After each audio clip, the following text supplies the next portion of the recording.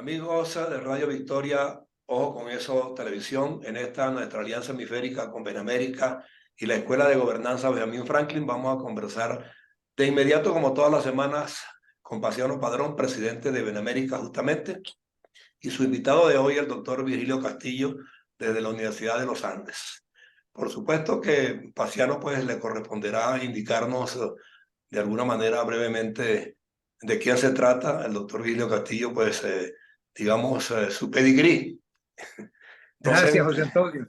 Gracias. Me alegra estar contigo hoy y que tengamos de invitado al doctor Virgilio Castillo. El doctor Virgilio Castillo de la Universidad de los Andes, allá en la ciudad de Mérida, es un gran luchador social, es un hombre que está metido junto con la sociedad civil activa Mérida en la lucha intergremial que en estos días, en este año 2023, ha cumplido un escenario, digamos, bien importante. Me gustaría, José Antonio, si te parece que le escucháramos primero a Virgilio Castillo hablar de las cosas que están sucediendo, de la gente nuevamente en la calle, que parecía que durante un tiempo habíamos dejado las calles vacías. ¿Por qué salen ahora? ¿Por qué el entusiasmo? ¿Qué se busca en definitiva? Bienvenido, doctor Virgilio Castillo. Hola, Paciano. Buenas tardes. Muchas gracias por el espacio en el programa. Saludos a todas las personas que nos siguen a través de los distintos medios de comunicación. Ciertamente, la comunidad nacional e internacional ha visto cómo en las últimas semanas se ha despertado nuevamente en el país, en Venezuela, un conjunto de actividades de protesta cívica a lo largo y ancho de la nación, desencadenadas en gran medida por la penosa situación salarial que afecta a los empleados públicos del país. Eso ha traído como consecuencia que desde la primera semana del mes de enero, comenzandito el año, se comenzó a activar en cada una de las regiones del país, los gremios, los sindicatos, los trabajadores en general, para protestar por sus derechos laborales. Es importante poner en contexto a quienes nos observan y nos escuchan qué es lo que está ocurriendo en torno a la situación salarial en Venezuela. Desde hace mucho tiempo se ha venido depauperando progresivamente el poder adquisitivo de los salarios en el país, a tal punto que en los actuales momentos un trabajador público, y voy a poner, y me disculpan, el ejemplo de nosotros, los profesores universitarios, bueno, estamos ganando en promedio $10 quincenales. Eso es aproximadamente, pues, al mes unos 20, 21 dólares. En total, eso es lo que gana en promedio un profesor en una universidad nacional. Imagínense ustedes cuánto ganan los trabajadores administrativos, cuánto ganan los obreros, cuánto ganan los maestros de las escuelas, pues muchísimo menos que eso. Estamos hablando de salarios totalmente insignificantes. Y cuando uno comenta esto a nivel internacional, la gente no lo cree, porque es que esto no ocurre en ninguna parte del mundo, que un trabajador del sector público gana $10 todas las quincenas, porque un salario de esa magnitud no tiene ningún tipo de poder adquisitivo. Bueno, eso es lo que está ocurriendo en gran medida en Venezuela. Y adicionalmente al tema de los salarios, se ha venido destruyendo paulatinamente algunos elementos compensatorios que tienen los trabajadores en todo el mundo, como lo es la situación de la seguridad social. Yo vengo de hacer algunos trabajos en materia de seguridad social, pues es una de las áreas en las cuales yo me desempeño a través de un doctorado, y hemos evaluado cómo se ha venido perdiendo, destruyendo todo el sistema de seguridad social en el país que de alguna manera permitía resolver las contingencias en torno a vejez, por ejemplo, viudez, contingencias en materia de salud. Bueno, y si usted le suma pérdida del poder adquisitivo del salario y destrucción del sistema de seguridad social, observa o puede ver pues, lo dramático de la situación para todos los trabajadores que tienen dependencia laboral con el gobierno venezolano. Claro, pasa Bueno, a ser dramático. prácticamente una población improductiva, porque sin salud, definitivamente la gente tampoco puede activarse para generar bienestar y producir bienes y servicios. Porque la gente mal alimentada y sin recursos, pues de alguna manera está desprovista de las dos herramientas fundamentales para echar adelante, como dice Paciano, ¿no? Claro. Sí, ahora bien, Bien. fíjese que la situación es de tal magnitud que no se puede esconder y el gobierno se ha visto forzado a reconocer esta situación, pero ojo, no a asumir la responsabilidad de la pésima gestión pública en torno a la situación salarial de los trabajadores del país, sino que de inmediato se la endosa a las sanciones internacionales, etcétera. De tal forma que el Estado asume de que ellos no son culpables de nada y que todo es producto de las sanciones internacionales. Bueno, esto es más de lo mismo, ¿no? Hemos observado cómo desde que estaba en el gobierno Hugo Chávez, siempre ha habido todas las excusas del mundo para no asumir ningún tipo de responsabilidad frente a la pésima gestión del sector público, sino que siempre hay un chivo expiatorio. Cuando no es el gobierno norteamericano, es otra cosa. En fin, pues nunca asumen la responsabilidad de nada. Aquí la culpa de todo es de otro, no es del gobierno, según los que dirigen.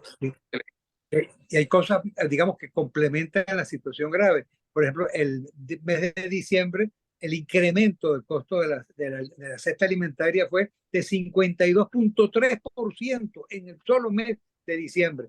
El más alto en los últimos 22 meses, pero enero, que acaba de concluir, se depreció la moneda en un 21,54%. Entonces, ambas cosas, una inflación brutal ascendente y una depreciación del valor de nuestra moneda, pues hacen la cosa mucho más grave, ¿no? Pero el gobierno destruyó la economía, Paciano, desde hace muchos años. Esto no es una cosa que ocurrió de ayer para hoy. Esto ha sido la sumatoria de un proceso paulatino de destrucción que viene desde el gobierno de Hugo Chávez, cuando se comenzó a destruir a la empresa petrolera, expulsando a la empresa del país a más de 20.000 trabajadores altamente calificados, altamente calificados. Correcto, que tenían esa empresa trabajando de manera óptima, produciendo recursos para el país y disminuyendo la producción petrolera a su mínima expresión como la tenemos actualmente, con una política brutal de expropiaciones de cuánta finquita había productiva, de cuánto negocio productivo había, sembrando en todo el país el desasosiego en la clase empresarial, destruyendo el sector privado, y aquí están las consecuencias. El país no tiene mayor productividad, las empresas cada día reducidas, no solamente en tamaño, sino en número, lo cual ha traído como consecuencia esta crisis económica que estamos padeciendo. De tal forma que cuando el gobierno le endosa la responsabilidad a las sanciones, bueno, es una visión corta del asunto, porque el problema de los salarios no comenzó con las sanciones precisamente. El problema de los salarios viene desde hace muchos años, porque ya yo tengo 20 años de servicio, por ejemplo, como profesor universitario, y he notado cómo desde el momento que ingresé, cada día mi salario ha sido menor cuando lo compara con el poder adquisitivo frente al dólar. De tal forma que la destrucción del salario ha sido un proceso, ha venido paulatinamente ocurriendo, no ha sido un hecho puntual debido a las sanciones. Entonces, por eso es que hablamos que la situación económica nacional, esta destrucción que existe de la economía, no es un proceso puntual, responsabilidad de las sanciones, es una excusa más que el gobierno ha tenido para seguir de alguna manera justificando su incapacidad frente a la gestión pública. Ahora sí, fíjate, gracias, William. Eso, Virgilio, creo que clarifica bien la situación. Para José Antonio, yo lo vemos desde afuera, él desde México, yo desde acá de la costa este de los Estados Unidos, y vemos cómo en Mérida pareciera haber una situación mucho más coordinada, más gente en la calle, más movimiento social que en otros sectores de Venezuela. Dinos si esta apreciación es cierta. Y otra pregunta vinculada a esta: ¿por qué en este año, por qué a partir de enero, del 9 de enero, primer día de actividad laboral, arranca precisamente, digamos, esta efervescencia de calle? Y yo lo ubicaría y te pediría que me lo aclarara, Virgilio. desde el punto de vista gremial, fíjate que ha habido un abanderamiento en la lucha por parte de un sector que es el educativo, y hay una lideresa protuberante en este proceso.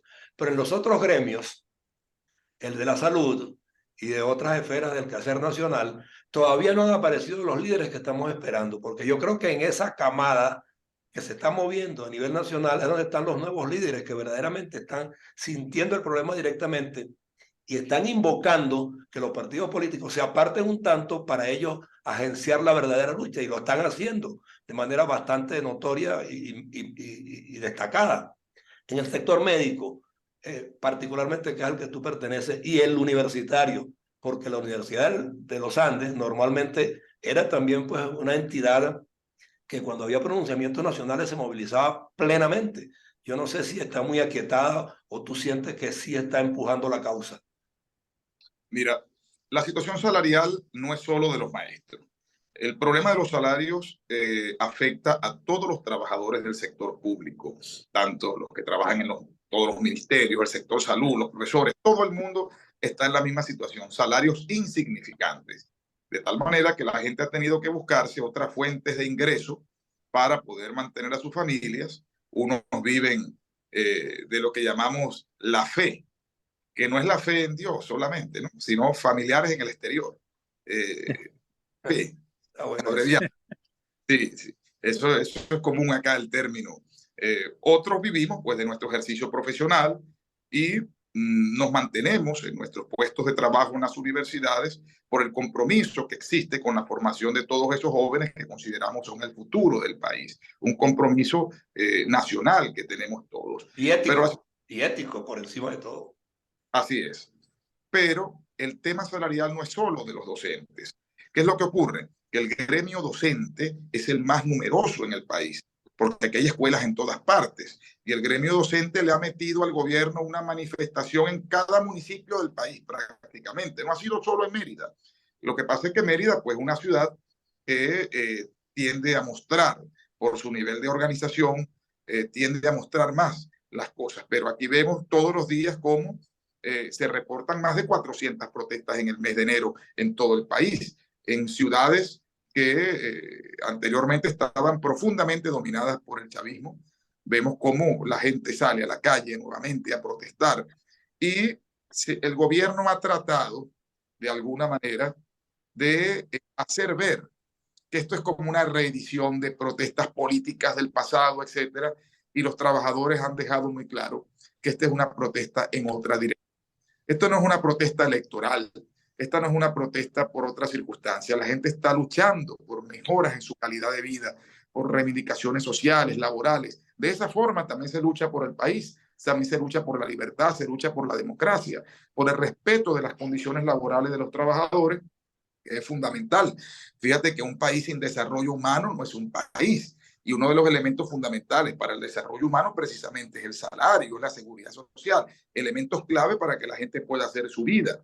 La gente no está pidiendo lujos, la gente está pidiendo un salario que le permita vivir decentemente. No, el lujo lo exhiben ellos a diario. Bueno, eso se ha denunciado en Venezuela, como observamos que mientras hay dificultades en los grandes sectores de la población, existen burbujas. Aquí lo acaba de denunciar la Conferencia Episcopal Venezolana, y al gobierno no le gustó que se hablara de que existen burbujas en el país. Bueno, quienes vivimos acá sabemos que es así. Existen burbujas que le permiten a ciertos sectores de la población vivir muy bien, pero los grandes sectores de la población, los trabajadores del país, la están pasando muy mal por las pésimas condiciones socioeconómicas por las cuales están atravesando. Sí, Paciano, no sé si tienes algo que acotar al respecto. No, me parece interesantísimo todas estas reflexiones que está haciendo Virgilio. Yo le quisiera preguntar ahorita sobre la sociedad civil en Mérida. ¿Cómo ve a la ciudadanía? Una de las cosas que hoy más necesitamos es ciudadanía. Y ayer José Antonio y yo estuvimos precisamente en una clase magistral de Pedro Crespo sobre este tema, sobre el tema del forjar ciudadanos. ¿Cómo ves el movimiento ciudadano y la sociedad civil activa en Mérida? Pero te voy a decir algunos aspectos fundamentales de la lucha para contestar esa pregunta. Cuando nosotros hemos hablado de la necesidad del salario, de un salario adecuado para la gente, un salario que le permita vivir con dignidad. Nosotros nos hemos referido que no se trata solo una lucha por que le suban a la gente unos dineritos más en el tema del sueldo. Hemos denunciado que se trata de la sobrevivencia del sistema educativo del país. Está en juego el sistema educativo del país, que eso es lo más dramático, porque en la medida en que la gente no tiene cómo vivir, bueno, sigue en este plan de la diáspora, este proceso migratorio masivo que ha enfrentado el país, los profesores renunciando. Fíjate que en el caso de la Universidad de los Andes, en los últimos 5 años hemos perdido alrededor del 25% de nuestra planta profesoral. Es un número importante para una institución como una universidad que pierde el 25% de sus profesores formados, estudiados, gente con buen nivel académico, y que perdamos ese recurso humano tan importante. Entonces, si seguimos en este plan, ¿dónde van a estudiar nuestros hijos en el futuro? ¿Qué calidad de formación van a tener nuestros muchachos? Y si los muchachos no tienen una buena formación, pues ¿qué futuro es el que va a tener Venezuela próximamente? De tal forma que le hemos dicho a la ciudadanía, a esta sociedad civil a la que tú te refieres, que el problema de los salarios de los maestros, de los profesores en Venezuela, del sector salud, no es un problema inherente solamente a quienes trabajamos allí. Es una corresponsabilidad la permanencia del sistema educativo, del sistema de salud pública en Venezuela, porque finalmente se trata de los estudios de nuestros hijos, de todos los niños del país, de nuestros jóvenes, de la atención de la salud de la gente. Por eso es que tiene que existir corresponsabilidad en la lucha. Los ciudadanos tienen que asumir de que este problema también es de ellos, independientemente que trabajen o no en el sector público, porque las consecuencias para el país son devastadoras. Ahí vemos cómo está anunciando algunos personeros del gobierno que quieren meter a dar clase en las escuelas, bueno, a cualquiera que ande por ahí para que vaya a llenar el cupo de un maestro, como que si dar clase fuera cualquier tontería. Ya hemos visto incluso cómo los mismos padres y representantes han rechazado semejante barbaridad, de tal forma que el mismo pueblo venezolano ha estado defendiendo a sus maestros, ha estado defendiendo a sus docentes, porque consideran vital para el desarrollo de Venezuela seguir contando con un sistema educativo que cada día sea mejor, no cada día peor, como lo que está planteando personajes del gobierno. Sí, Virgilio, fíjate que producto de esas circunstancias, ante el hecho del desguarnecimiento y el ahogamiento que le tiene el régimen a las universidades y a todo el sistema educativo, nosotros, a través de Benamérica y la Escuela de Gobernanza Benjamín Franklin, intentamos de alguna manera, transitoriamente, copar esa falta de enseñanza que está dejando de llegarle a nuestra juventud. Y se está fomentando acá la creación de un centro de formación ciudadana y de gobernanza para que en el interín y mientras se restituyen las instituciones algún día y cambiamos de sistema, por lo menos los jóvenes no se desvinculen de lo que es el proceso formativo y reciban algunas cátedras, algunas enseñanzas, algunos talleres a través de nuestras plataformas en esta alianza que estamos configurando. Ayer, casualmente, Paciano nos puede indicar, se creó el Centro de Formación Ciudadana de Benamérica, que ya va a estar en alianza también con la Escuela de Gobernanza Benjamín Franklin, con una institución universitaria de Perú y otras que estamos alentando, la Universidad del Zulia, y yo aspiro también que entonces, por intermedio tuyo, Virgilio Castillo, la Universidad de los Andes también suma un voluntariado para que se incorpore a estas redes nuestras, que va a estar abierta, que no tiene las limitaciones que tiene la universidad física en nuestro país, justamente producto de ese ahogamiento en que el gobierno los tiene, pero que la cátedra no deje de llegar a donde tiene que llegar, que es a las nuevas generaciones. Y nosotros le agradecemos que este tipo de iniciativas son importantes. Los profesores vamos a seguir dando la pelea y vamos a seguir resistiendo y vamos a seguir dándole clase a nuestros muchachos y vamos a seguir formando el futuro del país y vamos a seguir luchando por mejoras sociales para todo el sector público, es fundamental para que las instituciones cada día se fortalezcan y evitar esta diáspora masiva de venezolanos, como lo mencioné hace un momento. La diáspora no solamente de profesores, es que en el caso de la ULA hemos perdido alrededor de 30.000 estudiantes en los últimos años que se han ido de nuestras aulas. Apenas contamos con algo más de 12.500 estudiantes activos en la universidad, puede llegar a casi 50.000 alumnos. Llegó a tener la Universidad de los Andes en un momento. Bueno, ahí están las consecuencias de la destrucción del poder adquisitivo, del salario, de la diáspora, de la imposibilidad que existe de desarrollar el hecho académico en muchos escenarios. Por eso es que tenemos que seguir luchando, porque se trata del sistema educativo, que es fundamental para el desarrollo de una nación. Sí, Gracias. acá, Paciano.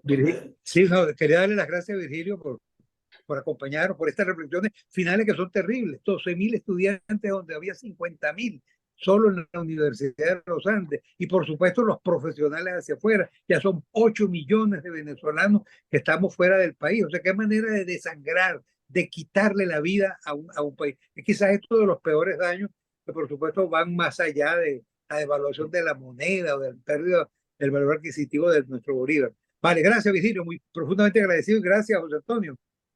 Igualmente a ti, Paciano. Y bueno, Virgilio, ya te reitero, pues antes de cerrar, que estas plataformas de Radio Victoria, Ojo con Eso Televisión, en alianza con Benamérica y con la Escuela de Gobernanza Benjamin Franklin, están a disposición del cuerpo docente de la Universidad de los Andes para que también se sumen con nosotros para reforzar esos requerimientos formativos que nuestra juventud dispersa hoy por el mundo está necesitando, y que estoy leyendo allí, antes de comenzar a hablar con ustedes, que se anuncia por allí una nueva diáspora. La gente está tan desencantada y siente que hay un dejamiento de parte de muchos sectores del país que pudiera dar lugar a que esto continúe si no nos ponemos mosca, como dicen en criollo. Porque se habla de una nueva diáspora y ojalá que la evitemos a tiempo. Ya, basta de desangramiento. Sí. Gracias a ustedes pues, por acompañarnos. Gracias. Nos vemos. Un abrazo. Gracias, Virgilio. Hasta luego. Hasta luego.